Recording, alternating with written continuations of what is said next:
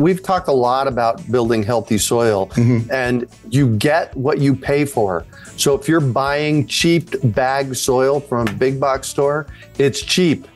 It's not going to grow great, not necessarily going to grow great food. So today I just bought a 3 cubic yard tote of of planting mix for here in North Carolina, and it wasn't cheap, but it's the good stuff.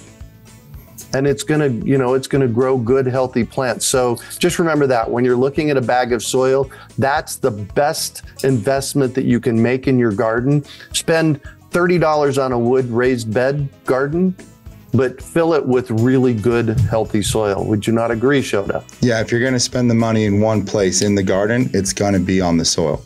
Because the seeds, you can get the garden bed, you can get the irrigation you can do for cheap. If there's one place to blow the budget, it's on the soil. Because like we talked about earlier, it's the foundation of a healthy garden. Rosie on the house, every Arizona homeowner's best friend.